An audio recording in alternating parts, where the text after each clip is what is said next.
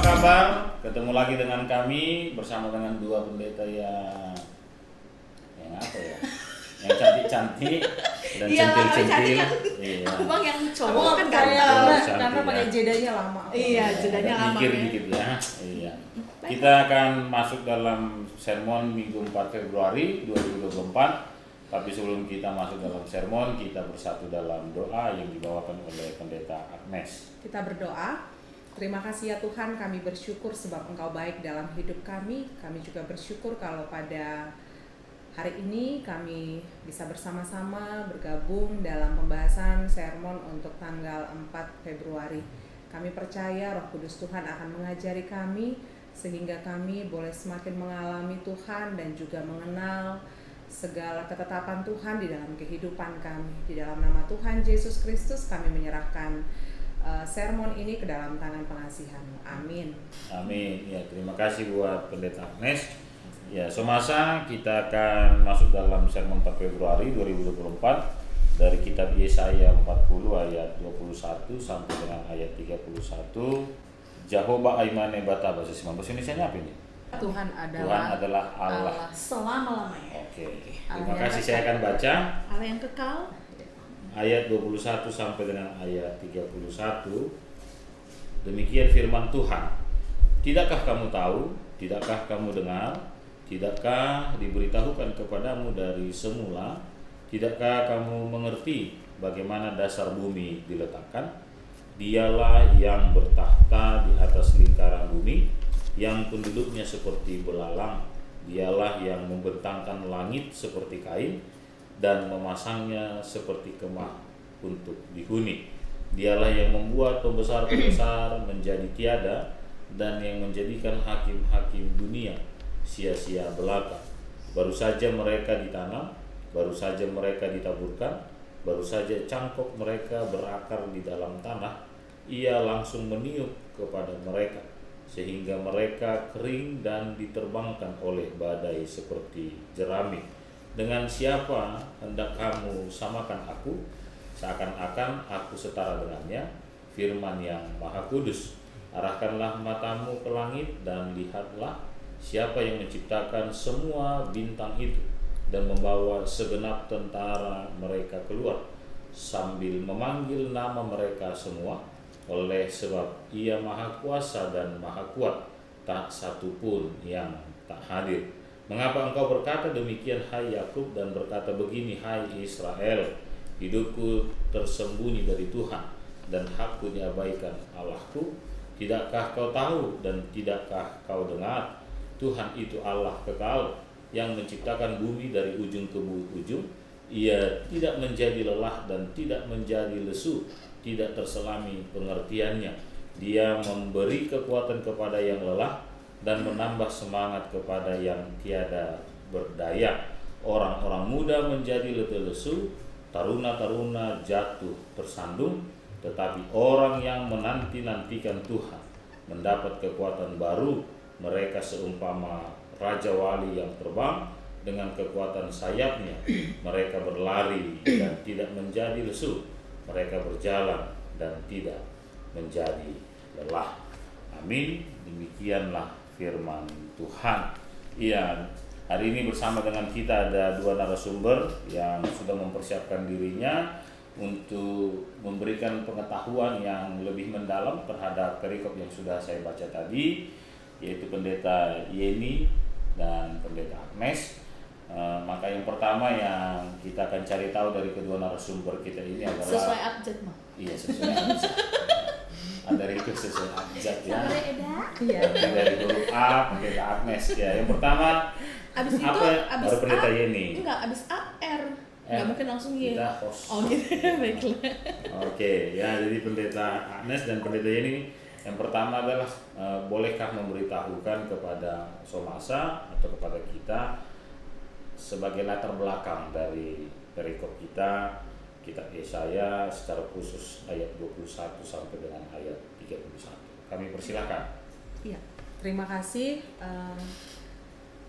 Topik yang sampai pada kita untuk tanggal 4 Februari adalah Tuhan adalah Allah yang kekal. Yes. Ya, Jadi memang sangat menarik sekali apa yang sudah dibacakan kepada kita semua dalam Yesaya 40 ayat 21 sampai dengan 31. Kalau kita boleh melihat yang menjadi judul besar dalam teks ini adalah Allah di atas semua Allah. Memang sebuah gagasan yang disampaikan Yesaya di tengah-tengah kehidupan bangsa Israel yang sedang berada di dalam pembuangan, untuk kembali menyerukan bagaimana kemahakuasaan Allah, kedaulatan Allah, dan kekuatan Allah yang terus-menerus bekerja dalam kehidupan bangsa Israel. Nah, kalau kita mau melihat bagaimana posisi Yesaya ini di dalam teks ini dalam Yesaya, kita tahu bahwa sering sekali diperdengarkan Yesaya dibagi menjadi 3. Yang pertama 1-39, yang kedua 40 sampai dengan 55, dan yang ketiga 56 sampai dengan 66. Jadi proto, deutro, dan trito. Nah, kalau yang bagian pertama itu menceritakan tentang bagaimana Allah memperingatkan akan penghakiman Tuhan jika masyarakat menaruh kepercayaan mereka kepada penguasa yang ada di dunia ini, bukan kepada Tuhan. Kemudian Yesaya 40 sampai 55 yang juga bagian dari teks kita, ini merupakan bagian yang mengangkat janji penebusan bagi umat yang sedang mengalami penghakiman yang diperhadapkan bagi mereka. Jadi apa yang boleh kita lihat di sini, bahwa Yesaya yang merupakan bagian dari Deutro Yesaya ini sebenarnya menyampaikan sebuah kejadian yang sama sekali tidak pernah terbayangkan oleh bangsa Israel. Ada sekelompok kecil orang dari sisa-sisa dari satu bangsa yang kurang lebih berjumlah 15.000, mungkin kalau salah nanti bisa dikoreksi. Mereka melintasi padang gurun dan kemudian mereka mengalami pembuangan selama 70 tahun. Tentu ini bukan keadaan dan gambaran yang dibayangkan sebelumnya loh gitu kan.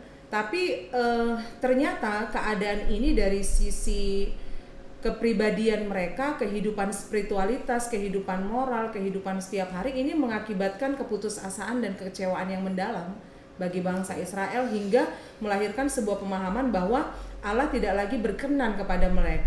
Ini pemahaman mereka ya, bukan kenyataannya. Jadi konsep pemikiran yang lahir dari keadaan yang terjadi, bahwa Allah sudah tidak lagi berkenan kepada mereka, Allah sudah mengabaikan mereka, Allah sudah membiarkan, meninggalkan umatnya yang sedang mengalami penindasan yang dilakukan oleh penguasa Babel. Nah, klimaks dari kekecewaan dan keputusasaan itu bisa kita lihat dari beberapa ayat. Contohnya ini ya, pada ayat ke-27, hidupku tersembunyi dari Tuhan dan hakku tidak diperhatikan. Jadi memang ada ungkapan-ungkapan seperti mereka merasa bahwa Tuhan itu alpa atau absen dalam keadaan yang mereka hadapi. Jadi kalau saya boleh membagi ini, Yesaya 40 21 sampai 31, saya melihat kalau ayat 21 sampai 23 itu adalah kembali Allah ingin memberitahukan bahwa kuasanya itu tidak terjadi ketika mereka berada di situ nantinya, tapi sebelum, ketika penciptaan pun kuasa Allah itu sudah dinyatakan gitu, ayat 21 sampai 23. Kemudian ayat 25 sampai ayat 26 masih penegasan yang sama tentang menjelaskan kealahan itu di tengah-tengah kehidupan bangsa Israel. Kemudian ayat 27 sampai dengan 31 ini adalah ayat yang sungguh luar biasa, yang kemudian mengingatkan mereka bahwa di dalam kerapuhan mereka, di dalam ketakutan mereka, ada kekuatan Allah yang selalu bekerja. Mungkin itu bisa sebagai pengantar ya untuk latar belakang ya. Terima kasih buat Pendeta Agnes dari Ibu Pendeta Yeni. Aduh, bingung saya mau ngomong apa ya Pak ya? Iya ya. Karena ya. panjang banget ya. Udah apa sih namanya, lengkap banget apa yang sudah disampaikan Kak Agnes ya. Dan tadi sudah disampaikan Kak Agnes bahwa nats firman Tuhan kita khususnya dalam pasal 40 ayat 21 sampai 31 ini bagian dari Yesaya Paduahon atau Deutero Yesaya ya. Kita melihat bagaimana bangsa Israel dulu itu memang sangat mengakui bagaimana kebaikan dan kebesaran Tuhan gitu ya. Mereka percaya bahwa ketika nenek moyang mereka dulu keluar dari perbudakan Mesir itu semua karena pertolongan Tuhan gitu. tetapi kemudian mereka kembali terus hidup di dalam dosa itu sendiri ya, sehingga ketika dosa yang mereka lakukan maka Allah menghukum mereka dan terbuang masa di Yahu Babel, kan begitu, seperti yang sudah dijelaskan secara rinci detail yang disampaikan oleh Kak Agnes gitu ya. Mereka terbuang ke Babel, dan ketika mereka terbuang mereka merasa ya, khususnya di perikop teks kita ini, mereka merasa, bangsa Israel merasa ditinggalkan oleh Tuhan, dan bahkan mereka merasa Tuhan tidak sanggup menolong keadaan mereka ini gitu ya. Nah, keadaan ini membuat bangsa ini merasa putus asa. Keadaan ini membuat bangsa Israel itu seolah-olah tidak punya pengharapan gitu ya. Jadi memang jelas sekali konteksnya bahwa mereka di dalam pembuangan Babel.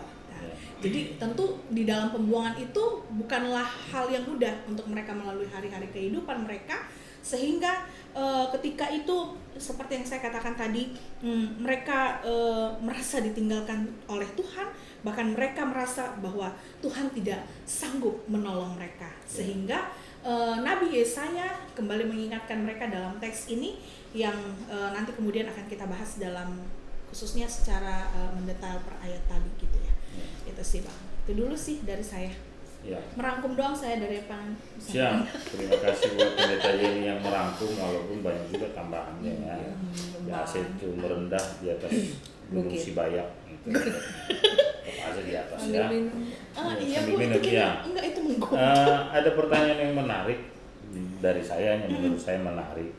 Setelah saya baca-baca ya kan, saya mengalami kebingungan ini pada kedua pendeta kami. Kira-kira percakapan yang ini kan seperti percakapan dialog, dialog. Yang dibaca, yang kita baca tadi dari ayat 21, terus kalau misalnya kita kita lihat dari ayat 1 perikop baru ayat 12 ya kan, mulai ayat 12 sampai 31 sebenarnya. Kira-kira ini tadi kan kata pendeta Agnes ini kan ini dari sisi orang Israelnya. Bang bagi sih ya kan? itu. Ini dari sisi orang Israelnya ya kan, tentang bagaimana bangsa Israel merasakan kehidupan mereka. Kira-kira menurut kedua pendeta kami ayat 21 sampai 31 ini kira-kira percakapan yang dibangun oleh Yesaya kepada orang Israel kah?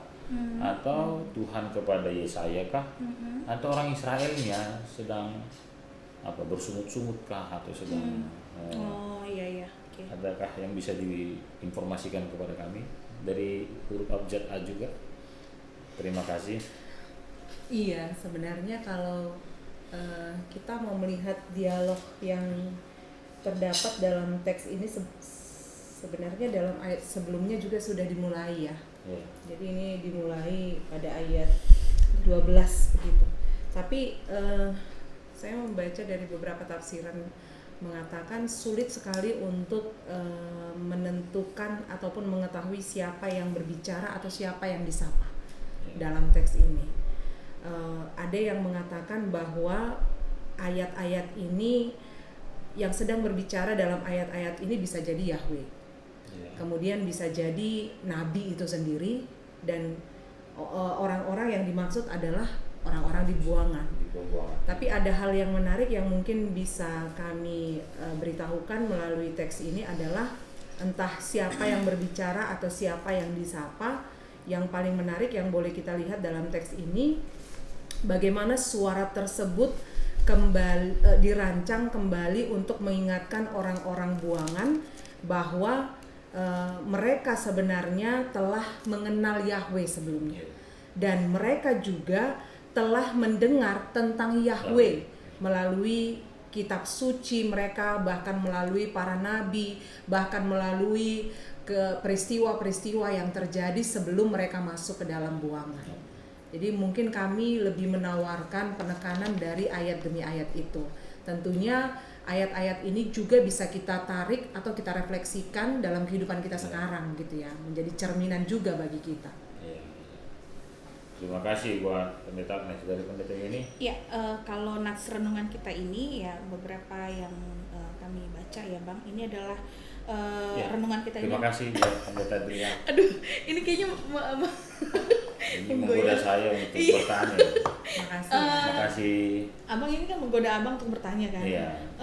Ini Itu menggoda makan saya dulu, untuk Bang. meninggalkan ruangan ini dan saya makan gitu ya. Silakan itu. Oke, ya nats renungan kita ini adalah penghiburan bagi umat Allah gitu. Ya, saya sepaham dan sependapat seperti apa yang disampaikan oleh Kak Agnes bahwa memang bisa merujuk kepada Allah, Yahweh itu, bisa juga kepada Nabi itu gitu ya. Yang jelas kata-kata ini adalah penghiburan kepada mereka di dalam pembuangan itu. Walaupun memang sebenarnya kembali seperti yang saya katakan, mereka terbuang halani parlahuni sededo, kan begitu ya. Karena kesalahan, karena dosa yang mereka buat, tetapi penghiburan ini diberikan kepada mereka bahwa Nabi Yesaya mengingatkan bahwa memang di tengah-tengah apa yang kamu alami itu ada Allah loh gitu loh. Nah, seperti yang saya katakan tadi di dalam latar belakang tadi ya, mereka kan merasa ditinggalkan, mereka merasa Allah nggak sanggup menolong mereka, dan ini jawabannya gitu.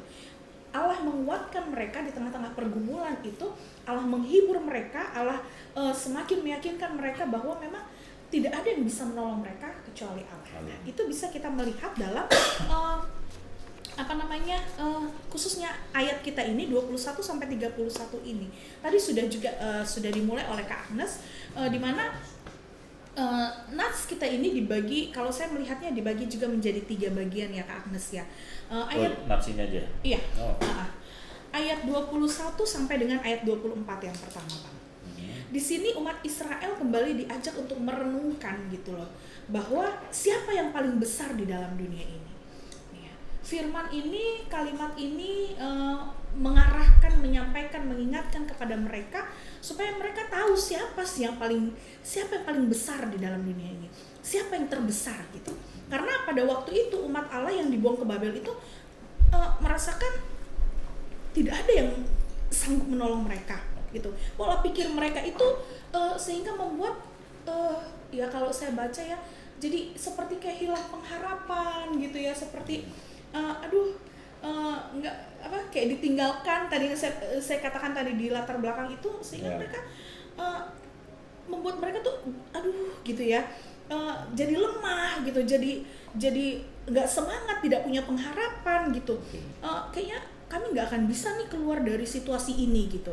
Hal ini yang membuat kejadian ini, pembuangan ini membuat jiwa mereka menjadi lemah gitu, tubuh mereka juga menjadi lemah, iman mereka lemah, sehingga mereka semakin meninggalkan Allah. Nah, di sinilah dikatakan di ayat 21 sampai 24, umat Israel diajak kembali untuk merenungkan siapa yang paling besar di dalam dunia ini gitu. Yang kedua dikatakan di dalam ayat 25 sampai dengan ayat 26, kembali Yesaya mempertanyakan kepada bangsa Israel, umat buangan itu, dengan siapa hendak Allah itu disamakan gitu ya. Karena kalau kita lihat ya kata-katanya tadi ya, dengan siapa hendak kamu samakan akunya ini kan merujuk kepada Allah itu ya, seakan-akan aku seperti dia, firman yang kudus, firman yang maha kudus gitu, arahkanlah matamu ke langit dan lain sebagainya. Nah, disinilah Yesaya kembali mempertanyakan kepada mereka, siapa yang hendak Allah itu Allah itu hendak disamakan dengan siapa begitu ya. Kalau kita memperhatikan semua benda-benda alam ini, mungkin kita akan kagum dan kita menganggap ya ada sesuatu yang berkuasa, tetapi yang jelas yang menentukan jalan hidup seseorang, di sini ya saya mengatakan apa yang dianggap manusia hebat, apa yang dianggap manusia besar, semua itu sebenarnya ada di dalam kendalinya Allah gitu ya. Nah, jadi ya saya ingin mempertanyakan kepada mereka, tetapi di sini juga ya saya menekankan kepada mereka bahwa di dalam semua itu sebenarnya itu ada kuasa Allah yang bekerja. Nah, yang terakhir di ayat 27 sampai 31, di sini ya saya mengingatkan umat Israel tentang hakikatnya sebagai umat yang dikasihi Allah. Ya saya mau menumbuhkan semangat kembali kepada bangsa Israel di dalam pembuangan itu, supaya tidak mempunyai karakter yang lemah gitu ya, karena mereka adalah anak-anak Allah, mereka umat yang sangat dikasihi, disayangi oleh Allah ya. Jadi jangan takut gitu ya. Tapi justru harus punya mental juara gitu, harus punya mental pemenang bahwa apa yang mereka alami ini semua sepengetahuannya Allah, dan Allah berkuasa atas itu semua gitu. Jadi jangan lemah gitu ya, jangan meninggalkan Tuhan, jangan depresi mungkin kalau dalam pergumulannya masing-masing gitu ya. Jangan depresi, jangan mental yang mudah ya menyerah gitu ya, tapi justru harus punya semangat juang gitu ya, harus kuat gitu ya, mental juara gitu ya. Begitulah kira-kira.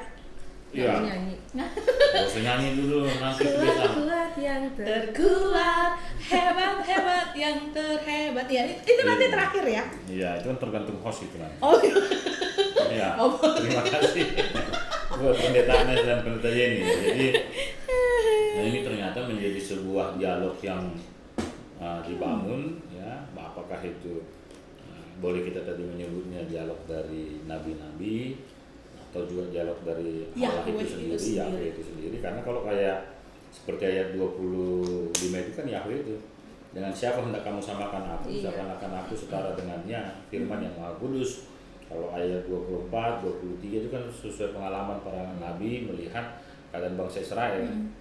Tapi yang jelas adalah tulisan ini, perikop ini ditujukan kepada orang yang mengenal Yahweh itu, kata pendeta Agnes tadi, melalui kitab-kitabnya ya, atau melalui para nabinya.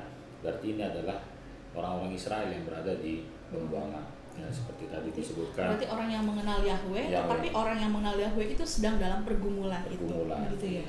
Sesuai tadi, ini bagian dari Deutero Yesaya, berada dalam pembuangan, tetapi mereka sedang mendapatkan janji penebusan. Ya, kalau kita baca judul perikopnya pada Pasal 40, keselamatan untuk bangsa yang di dalam pembuangan, judul kecilnya disebut berita pembebasan. Itu dia. Berikutnya, karena waktu kita masih panjang, ada bolehkah kami juga mendapatkan pengetahuan tambahan ataupun hal yang baru menurut dari kedua narasumber kami ya, apa istilahnya ya, mungkin ini sudah sering ditafsirkan ya oleh para penafsir tentang Yesaya, Deutero ya, tentang Yesaya 40. Adakah hal baru yang saat narasumber kami mempersiapkan diri dapat dilihat dari kitab Yesaya 40 ayat 21 sampai 31? Hal baru dalam arti tadi tentang letih, lesu, atau dalam situasi sekarang ada bukan refleksi nanti, tapi adakah penafsiran yang sedikit menggelitik sehingga itu menjadi sesuatu yang baru juga yang bisa kami dengar sebagai somasa. Bisa dipahami kira-kira untuk pendeta Yeni? Bisa ya. Kalau begitu dari pendeta Yeni dulu lah sekali ini. Ya, silakan pendeta Yeni. Silakan. Iya. Saya lagi haus nih ya Bang ya. Iya. Silakan pendeta Yeni, tetap pendeta Yeni. Kalau begini Bang. Iya. Apa ya? Pendeta Yeni selalu merendah memang. Dia tahu punya kofekan. Oke. Sebenarnya sih gak ada yang baru, ada kan? Enggak, maksudnya gini, bukan sesuatu yang baru yang akan wow gitu ya. Tapi yang jelas kita bisa melihat bahwa Nats ini seperti yang saya katakan tadi Bang, ini adalah bangsa Israel ini adalah umat yang mengenal Allah kan gitu. Umat yang mengenal Allah ini sedang di dalam kesusahan, kesulitan kan begitu ya. Jadi ternyata di dalam keadaan itu bisa gitu ya, mereka merasa bahwa Allah meninggalkan mereka gitu. Padahal mereka sudah tahu nih gitu kan, Allah yang sama yang menuntun mereka ya, nenek moyang mereka itu menjadi kesaksian kan, dan itu nyata di tengah-tengah kehidupan mereka gitu. Tapi bisa keadaan itu kayaknya cepet banget gitu lupanya gitu ya, sehingga akhirnya mereka bisa gitu merasakan ya ditinggalkan oleh Allah, dan mereka justru merasa bahwa Allah tidak bisa menolong mereka begitu. Aku melihatnya seperti itu, Bang, gitu ya. Dalam Deuteronomi Yesaya ini, khususnya di pergumulan yang dialami oleh umat Allah ini, bahwa mereka merasa Allah tidak bisa menolong mereka, dan itu nyata ya dalam kehidupan sekarang juga seperti itu. Kita sudah mengenal Allah yang sama gitu ya, yang dari dulu kita sudah kenal, bahkan kita sudah mengalami pertolongan Allah itu. Tetapi ketika menghadapi sesuatu yang baru, ya situasi yang baru, bisa kita secepat itu gitu melupakan Allah yang sama itu gitu ya. Nah, jadi memang penekanannya sih aku yang itu tadi ya, Bang ya. Umat Allah itu dia tahu si Allah kenal. Itu iya. Dia kenal Allah itu gitu. Tetapi ketika di dalam situasi yang berbeda, secepat itu mereka berpaling gitu ya, Bu ya. Sampai akhirnya mereka merasa aduh kayaknya nggak mungkin deh Allah yang sama itu akan bisa menolong mereka gitu. Padahal mereka kenal betul. Padahal mereka kenal gitu ya. Tapi begitulah rapuhnya. Nah, makanya saya berpikir kenalnya itu sejauh mana gitu ya. Harusnya kenal sekali. Iya, harusnya ya. Tapi ya kayak kata pendeta ini tadi, kita juga bisa saja kenal betul dengan Tuhan, tapi semudah itu juga kita rapuh. Iya, begitu. Seharusnya ketika contohnya ya, Bang, contoh. Ketika aku mengenal Bang Rolandi, kan begitu ya. Pengenalan yang tentunya bukan hanya sekedar kenal gitu ya. Nah, tetapi kenal itu kan punya relasi kan gitu ya.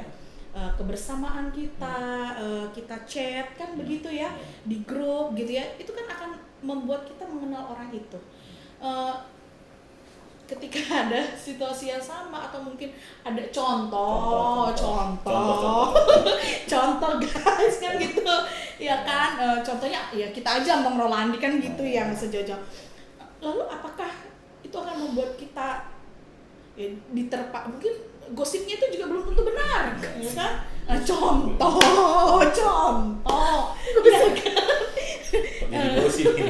Enggak contohnya ada kabar angin tentang tentang Bang Rolandi, tapi terus karena kita rapuh, karena aku sudah mengenal Bang Rolandi ya aku percaya gitu. Harusnya bahwa dia tidak melakukan itu gitu. Tidak melakukan itu. Ternyata goyang juga. Tetapi goyang juga. Nah, itu dia. Kalau istilahnya pendeta Hendrik itu 2 dari 10. Oh, 2 dari 10 ya. Oh iya, 2 dari 10. Iya. Ya seharusnya kalau memang kenal dia akan percaya gitu, karena dia sudah lalui bersama dengan orang itu, dia sudah kenal betul orang itu seperti apa begitu kan. Nah, jadi ketika situasi yang berbeda atau mungkin sesuatu kabar yang ini, ya jangan membuat dia ya menjauh. Ya Bang Rolandi begitu ya katanya gitu.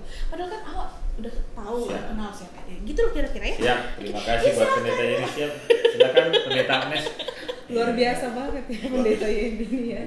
Silakan pendeta. Ini apa nih? Penghinaan. Enggak. Memang dia selalu begitu, merendah di atas bukit. Atau gunung sinabung gitu. Iya, jadi kalau pertanyaan Bang Rolandi itu apa yang baru gitu ya. Mungkin saya bukan apa yang baru ya. Apa yang kira-kira memang menjadi highlight dari teks ini begitu. Kalau saya pribadi melihat ini dari ayat 21 sampai dengan ayat 31 adalah Allah yang melampaui batas. Yes. Itu yang boleh saya pahami melalui teks ini gitu. Jadi saya pernah membaca kisah tentang seorang pria yang tidak memiliki kaki, yang bernama Spencer West. Dia berhasil menaiki gunung Kilimanjaro. Itu gunung tertinggi di Afrika gitu, tanpa kedua kaki, hanya dengan tangan gitu. Kalau dari apa yang orang lihat pasti nggak mungkin gitu ya, tapi ternyata dia mungkin melakukan itu. Nah, saya melihat kekuatan Allah itu seperti itu. Mungkin di tengah-tengah keadaan bangsa Israel sebagai bangsa yang dipilih oleh Allah, ketika mereka masuk ke dalam pembuangan, bisa jadi mereka merasa, maksud saya ketika mereka diperlakukan sebagai budak, mereka didiskriminasi, kemudian hilang hak-hak kemanusiaannya, mereka harus melayani kehendak sang penguasa. Sungguh sebagai umat pilihan kan mereka kehilangan segala-galanya gitu. Sebagai bangsa yang berdaulat, mereka juga kehilangan kehormatan dan harga diri gitu. Tapi ternyata dalam keadaan ini sangat wajar kan, sebagai manusia mereka kemudian mempertanyakan keberadaan Allah itu, kemudian meragukan Tuhan, kemudian kepercayaannya mulai memudar dan terkikis oleh karena keadaan yang sedang mereka hadapi gitu. Tapi apa yang kemudian kita lihat bahwa Allah kembali menyatakan dirinya melalui Nabi Yesaya, yang kita tahu bahwa tugas Nabi kan menyampaikan suara Allah kepada umatnya gitu. Dia kembali menyapa, dia kembali hadir, ingin mengingatkan kembali bangsa Israel tentang siapa dia gitu. Jadi kalau saya melihat di sini apa yang boleh kita lihat, yang pertama adalah Tuhan adalah Allah yang kekal. Kekekalan Allah itu dinyatakan dalam 3 kurun waktu, dulu, sekarang, dan selama-lamanya gitu. Dalam hal ini kita bisa memahami bahwa Allah tidak dibatasi oleh tempat dan waktu gitu. Allah yang kita sembah bukan hanya Allah yang menciptakan langit dan bumi, tapi dia juga Allah yang mengatur seluruh ciptaannya. Jadi sangat berbeda sekali ya dengan keberadaan dewa-dewa yang ada pada zaman Yesaya, di mana dewa-dewa hanya berkuasa pada satu bidang. Ada dewa laut, dewa langit, dewa gunung, dewa-dewa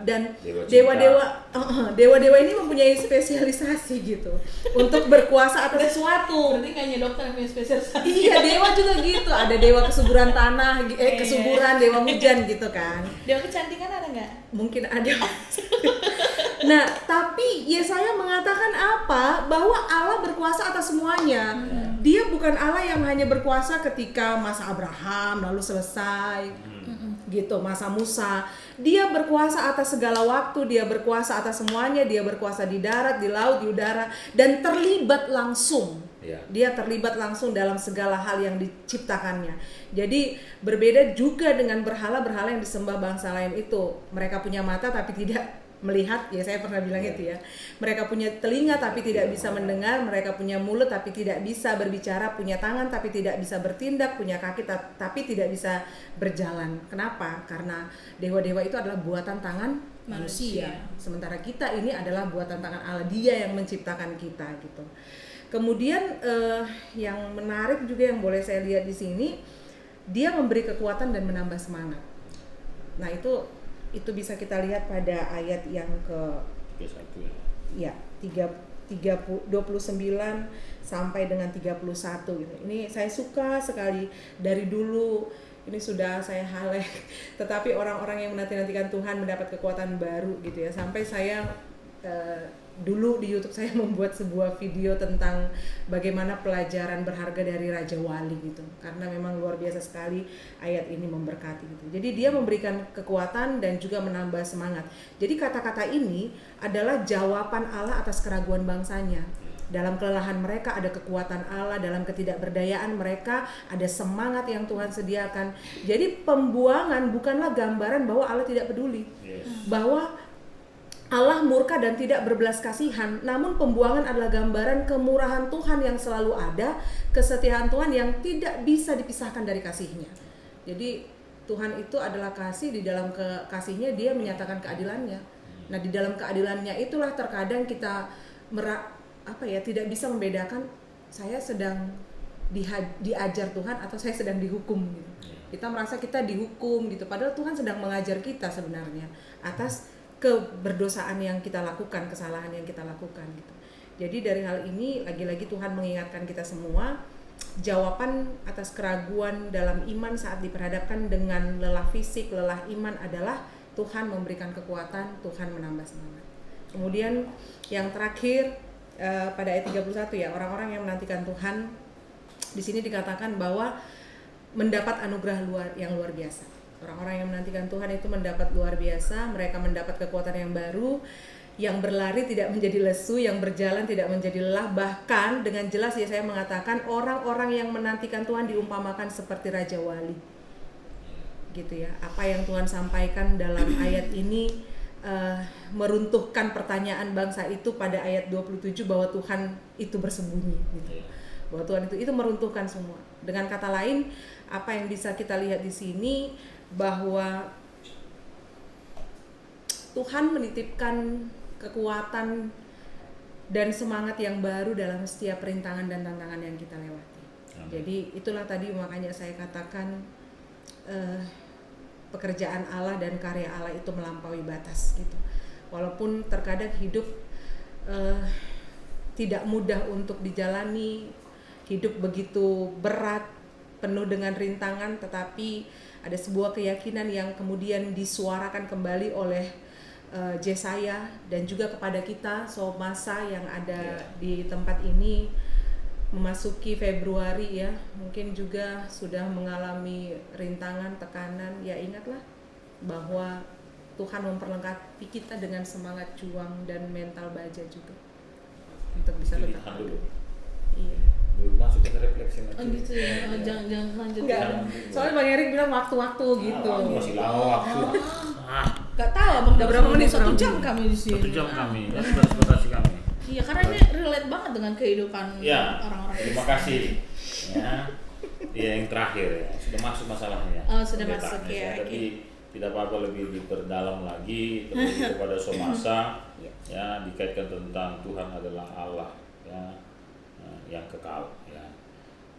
Dalam refleksi kehidupan kita ya, baikkah itu sebagai orang muda, baikkah itu sebagai orang tua, baikkah itu untuk menghadapi pemilu tanggal 14 Februari nantinya, baik itu sebagai warga gereja ya, bagaimana kita mengedukasi diri kita dalam percakapan iman yang sedang dilakukan oleh kitab Yesaya ini, ayat 21 sampai 31. Saya ikuti tadi seperti yang disebutkan oleh pendeta ini, kita kenal betul itu Tuhan, tapi sedemikian ternyata rapuhnya kita ya dalam kegalauan berpikir. Dan dalam kegalauan berpikir tadi, kalau kata pendeta Agnes, ya Tuhan menganggap hal itu hal yang lumrah biasa ya, seperti pada ayat 30 disebutkan orang-orang muda menjadi lesu, taruna-taruna jatuh tersandung, dan itu sesuatu yang real yang harus kita hadapi sehingga kita bisa menikmati ayat 31 ya, seperti burung Raja Wali yang terbang tinggi ya dengan kekuatan sayapnya. Nah, itu kira-kira apa refleksi yang mau dibangun oleh kedua narasumber kami kepada Somasa. Dan saya berharap saat menyampaikan ini sambil dilihat ke kamera. Iya ya, tadi lupa. Biar ada sentuhan. Biasanya kameranya di sini. Iya, biar ada sentuhannya langsung. Silakan dari abjad A. Supaya jangan gantung yang tadi, Boto. Iya, Langsung setuju. dilanjutkan. Lanjutkan. Iya. Karena ada banyak di kopekannya, Mbak. Enggak. Tadi kan sebenarnya sudah sangat jelas dijelaskan sama Kak Yeni tentang ayat. Enggak, ayat itu tadi teksnya dibagi berapa gitu. Makanya saya langsung masuk sedikit kepada refleksinya ya. gitu. Jadi saya menulis di sini ya. Banyak kali. Ada sebuah puisi yang berjudul Tuhan peluk aku sebentar, aku lelah dengan semua ini. Sambil lihat ke kamera, Bu. Oh iya. Kamera ya, bukan pendeta Dedi. Iya, sekali lagi saya ulangi ya. Jadi ada sebuah puisi yang berjudul Tuhan peluk aku sebentar, aku lelah dengan semua ini gitu. Ini menceritakan bahwa untuk lepas dari perasaan lelah dan kehidupan yang tak berdaya itu bukan hal yang mudah gitu ya. Jadi dari syair ini kita bisa sangat jelas, sebenarnya ada panjang syair puisinya, tapi saya tidak mungkin mengucapkannya di sini begitu ya. Tapi dari syair puisi itu sangat jelas bahwa manusia itu sangat rapuh sekali gitu. Tapi apa yang boleh saya katakan melalui firman Tuhan pada saat ini adalah jadilah Raja Wali kehidupan. Raja Wali itu merupakan seekor burung yang sangat kuat sekali gitu. Dan untuk menjadi seorang maksudnya seekor burung Raja Wali itu tidak mudah gitu. Karena ketika Raja Wali ketika dia sedang berusia 40 tahun, Raja Wali ini dia diperhadapkan dengan dua pilihan, hidup atau mati. Misalnya kalau dia mau hidup, dia harus mengambil waktu sendiri ke atas bukit.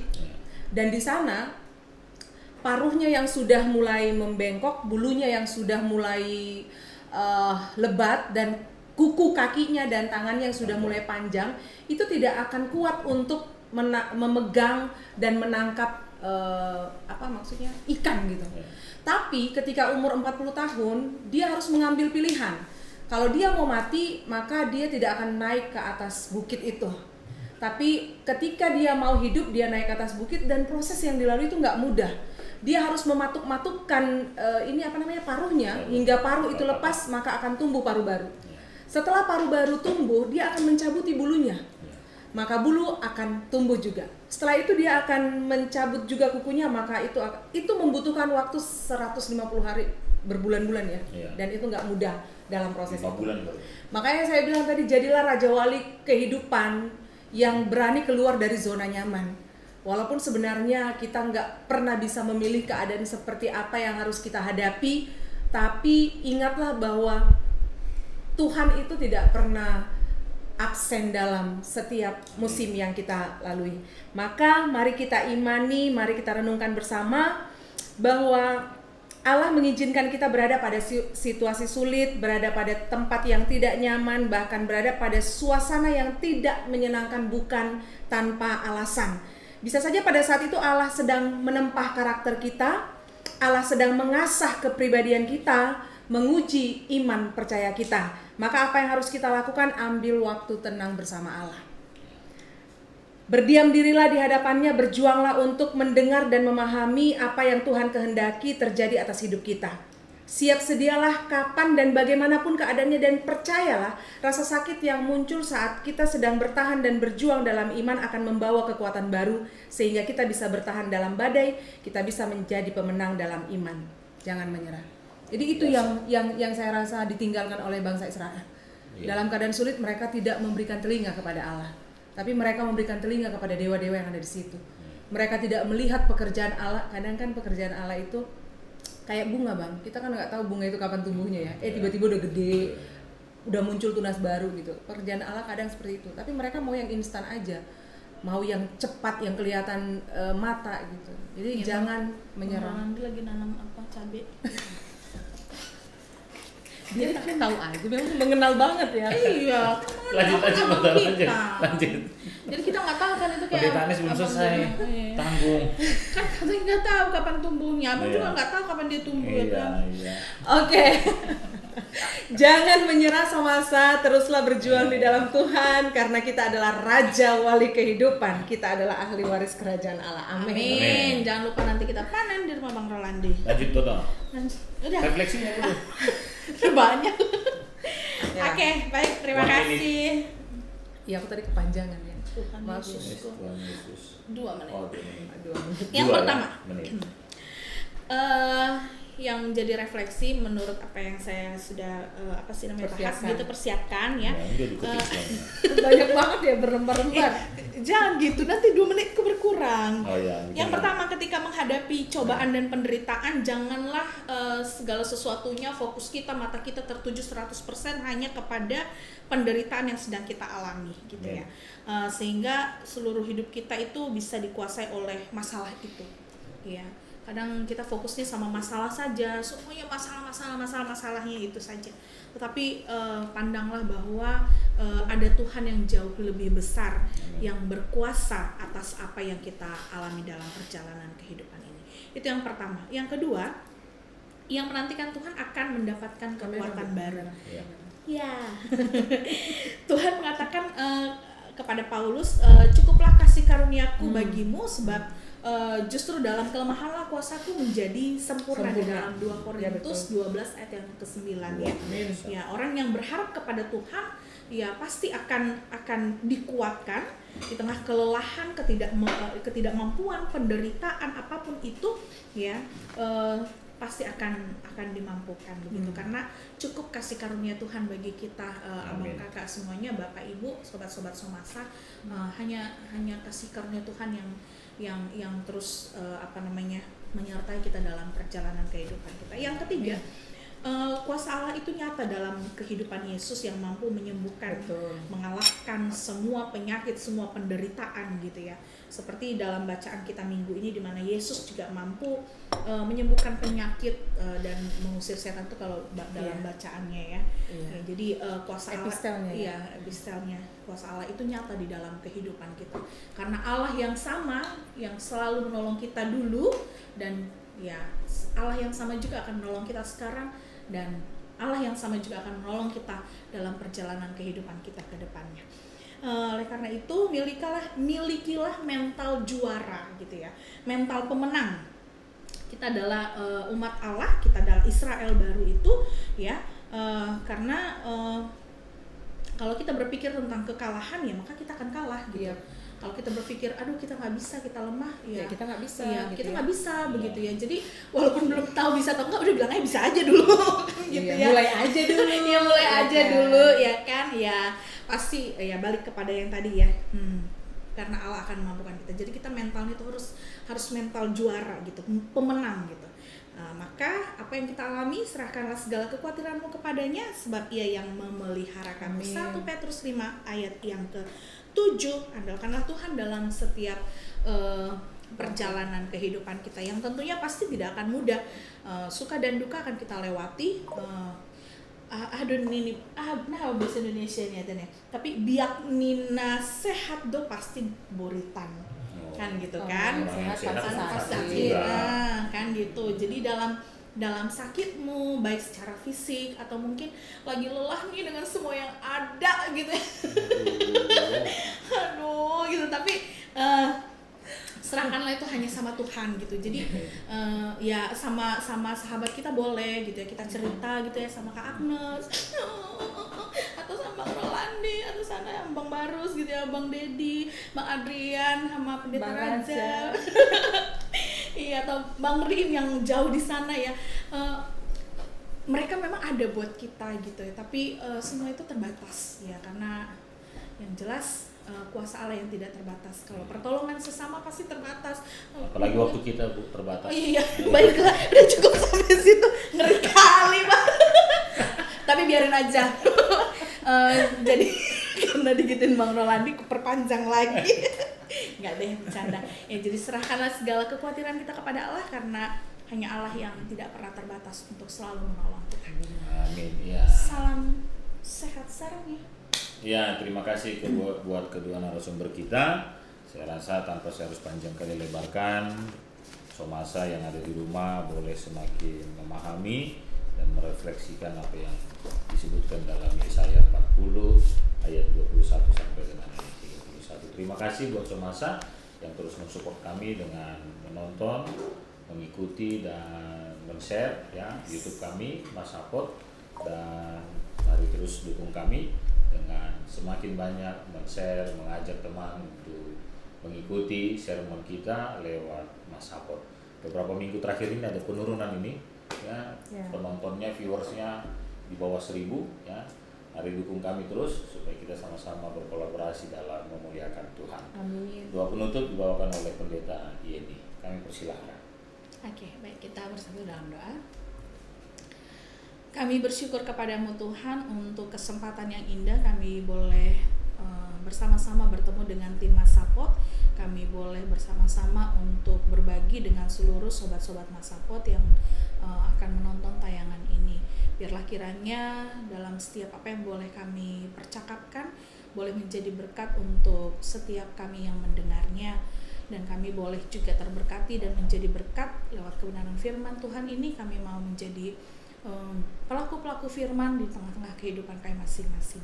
Kuatkan kami, mampukan kami Tuhan untuk tetap setia kepada Tuhan, untuk tetap percayakan kebaikan dan kuasa Tuhan di dalam perjalanan kehidupan kami.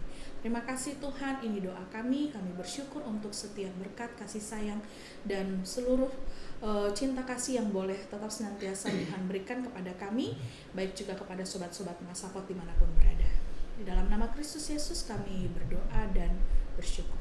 Amin. Amin. Terima kasih. Bye bye. Yesus memberkati. God bless.